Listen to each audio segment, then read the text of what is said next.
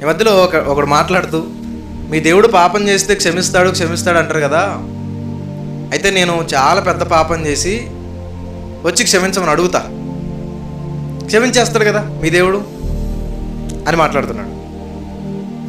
ఆలోచించండి, మన దేవుడు క్షమించే దేవుడు, అది మనందరం ఒప్పుకుంటాం.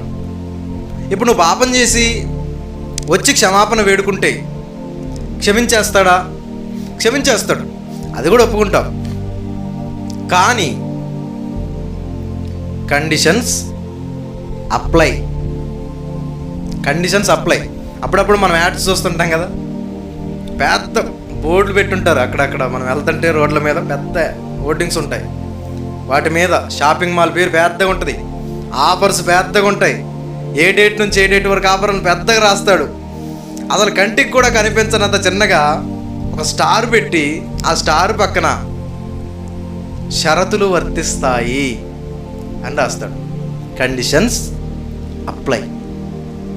కొన్ని షరతులు ఉంటాయి, ఆఫర్ ఉంటుంది, అంతా నిజమే, కానీ కండిషన్స్ ఉంటాయి.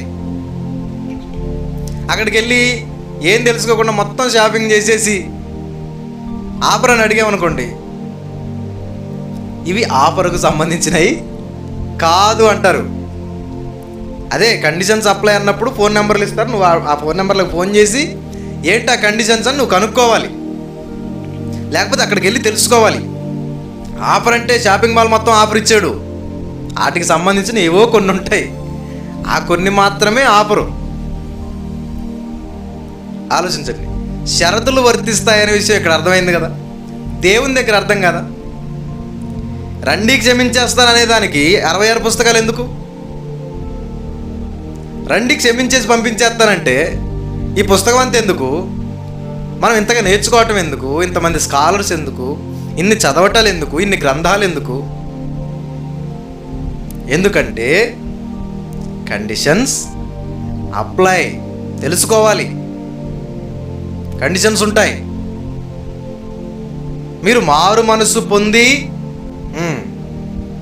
ఏంటి అర్థం? మారు మనసు అంటే ఏంటి అర్థం? ఆలోచించండి. మీరు మారు మనసు పొంది పాప క్షమాపణ నిమిత్తము బాప్తిస్మము పొందుడి. వాటికి అర్థాలు తెలుసా అసలు?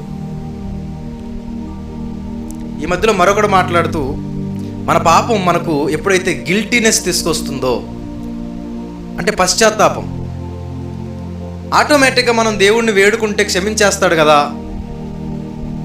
అంటున్నాడు. నీకు గిల్టీనెస్ వస్తే క్షమించడు. గిల్టీనెస్ ద్వారా నువ్వు మారు మనసులోనికి రావాలి. ఇక నేను ఆ తప్పు రిపీట్ చెయ్యను అనే కాన్సెప్ట్లోనికి రావాలి. గిల్టీనెస్ ఎవరికైనా వస్తుంది, ఎన్నిసార్లు తప్పు చేసినా గిల్టీనెస్ వస్తుంది. మళ్ళీ చేయట్లా? గిల్టీనెస్ రాదా? ఎవరికైనా వస్తుంది గిల్టీనెస్. ఆడు దేవుడు నమ్మినోడైనా నమ్మనోడైనా ఎవరికైనా పశ్చాత్తాపం వస్తుంది. మన వల్ల ఏదైనా తప్పు జరిగిందనుకోండి, మనకు రాదా పశ్చాత్తాపం? పశ్చాత్తాపం వస్తే పాపక్షమాపణ రాదు, మారు మనస్సు.